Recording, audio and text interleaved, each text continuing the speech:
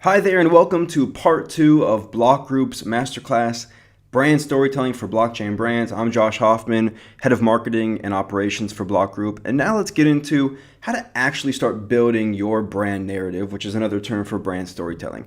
First thing we like to abide by when we're building a brand narrative or brand story is to understand that your story is a symphony, it's not a note. Right? What that means is that it's not a single piece of content or a single page on your website like your about page or a single video that's going to build your brand story, but it's a collection of content strategically built and distributed over an extended period of time. So we want to look at it as not just a single song in a concert, but an entire concert with many different parts, different people, different instruments, etc. And so the process of building your brand narrative comes in three parts. The first one is your overarching brand narrative, right? Like you're almost basically like one sentence that says, this is what we're about. And this is usually the core topic or angle of what your company represents, right? It could be privacy, security, decentralization, speed. What's that one area that your tech, your organization represents?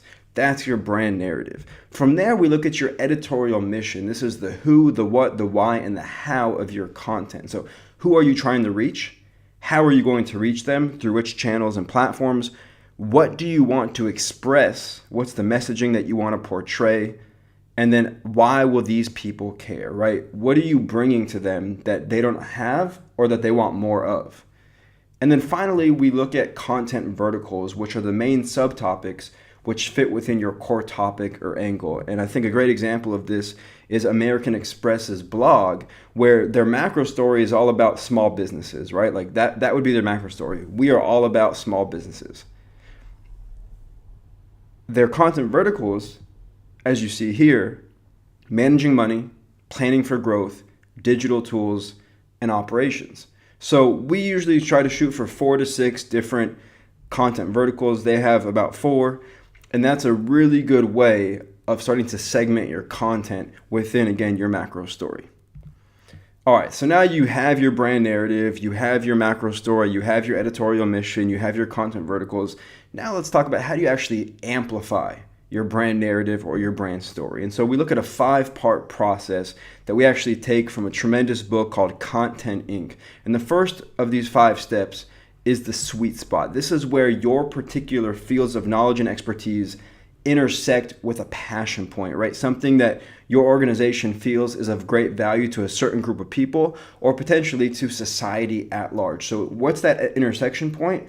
That's really where we want to understand how we can effectively move to step 2, which is the content tilt. This is basically how we're making your content different than what's already out there. It's a unique perspective or a personal spin that your company can put on content, which allows your company to create an opportunity for you to quote unquote own the category, right? Own this content niche. How can you be the leading provider in this content niche? That's the question that you want to be asking yourself as you quote unquote tilt your content. Because if you don't tilt your content to make it truly unique and something that doesn't already exist, then you risk blending in with the rest of the content noise on the internet. And so from there, let's now start talking about building the base. So we're looking at a few things here. First, what types of content should we start producing? So is it going to be audio, a podcast, video, text, long form text, social media? And then the question you want to ask yourself there is, what types of content can we excel at creating and delivering on a consistent, regular basis, right? That's the thing here. It's not just about creating one video, one landing page, etc. It's about how can we consistently, over an extended period of time, create long-form articles, videos, podcasts, or whatever types of content fit within this step for your organization. Also here, we want to decide on a few platforms, not every platform, because that can overextend us, but a few core platforms that we can say, we know our audience lives on these platforms. Let's start with 2 or 3, maybe 4 if you have the resources.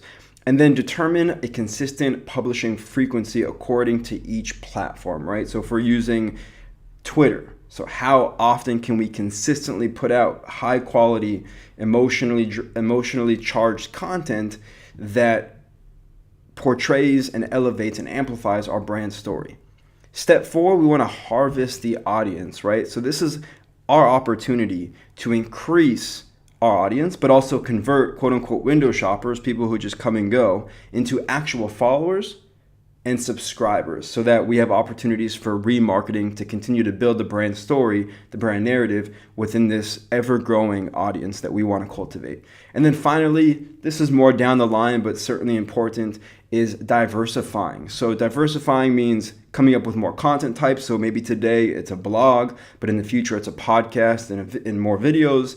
Diversifying platforms, so getting on more platforms, again, where your target audience lives online, so to speak. And then also diversifying content topics and angles. So you have maybe a simple macro story today, but in the future, we can start adding other topics, other angles as your brand story evolves and grows.